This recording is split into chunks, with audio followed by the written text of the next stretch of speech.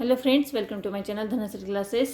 मागच्या व्हिडिओमध्ये आपण हा लेसन बघितला होता आपले अन्न, आणि आपण त्यामध्ये वेगवेगळ्या प्रकारचे पदार्थ इथे बघितले होते. गव्हापासून तयार होणारे, त्यानंतर तांदळापासून तयार होणारे, भाजीपाल्यापासून तयार होणारे पदार्थ आपण बघितलेले होते.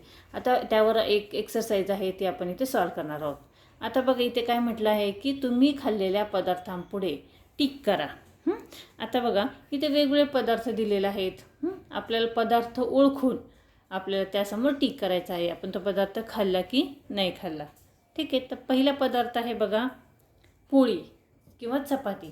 आता आपण रोजच्या जेवणामध्ये पोळी चपाती ही खातोच, त्यामुळे आपण इथे काय करणार आहोत, टिक करणार आहोत. ठीक आहे. त्यानंतर दुसरा आहे बघा, केक. केक देखील आपण नेहमी खातो.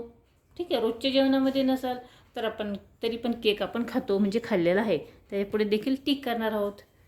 त्यानंतर पुढचं आहे बघा, लोणचे. लोणचं देखील आपण खातो, खाल्लेलं आहे, मग त्यासमोर देखील आपण टिक करणार आहोत. पदार्थ बघायचा आहे, ओळखायचा आहे, आणि त्यानंतर टिक करायचं आहे. त्यानंतर पुढे आहे बघा, सूप. सूप आपण खातो, हो, नेहमी आपण सूप खातो. भाज्यांचं सूप असतं, टोमॅटोचं सूप असतं, त्यासमोर देखील आपण टिक करणार आहोत. ठीक आहे. त्यानंतर पुढे आहे बघा, बिस्किट तर हे नेहमीच खातो, मग बिस्किट समोर देखील टिक करणार आहोत. आता प्रत्येक मुलाचं हे उत्तर वेगवेगळं येऊ शकतं, कारण काही मुलं सूप पितात, नाही पितात, घरी बनवलं जातं किंवा नाही, तर त्या पद्धतीने त्या मुलांनी इथे टिक करायचं आहे. ठीक आहे. जर नसेल तुम्ही खाल्लेलं तर त्याच्यासमोर तुम्ही क्रॉस करू शकता.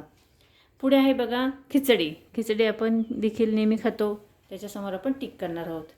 त्यानंतर इथे दिलेलं आहे पालेभाजी देखील आपल्या घरात बनवले जाते. पाव देखील आपण नेहमी खातो. ठीक आहे, इथे पण टिक करणार आहोत. त्यानंतर इथे आहे सॉस तर लहान मुलांना रोजच लागतो. ठीक आहे. त्यानंतर खाली आहे पालेभाजी दिलेली आहे, पालकची भाजी आहे. ठीक आहे, पालकची भाजी देखील नेहमी घरामध्ये बनवली जाते, त्यामुळे त्याच्यासमोर देखील आपण टिक करणार आहोत. त्यानंतर नेक्स्ट आहे बघा, इथे आमटी बनवलेली आहे. आमटी देखील आपल्या घरामध्ये नेहमी तयार होते, त्याला टिक करणार आहोत. आणि इथे राहिली, आता इथे काय आहे, परोठा देखील आपण नेहमी खातो. ठीक आहे. तर अशा पद्धतीने आपण आजचा हा व्हिडिओ इथे बघितलेला आहे. हा व्हिडिओ तुम्हाला कसा वाटला कमेंट्स करून नक्की कळवा. व्हिडिओ आवडला तर व्हिडिओला लाईक शेअर करा, आणि चॅनलवर नवीन असेल तर चॅनल सबस्क्राईब करा. पुन्हा भेटूया पुढच्या व्हिडिओमध्ये.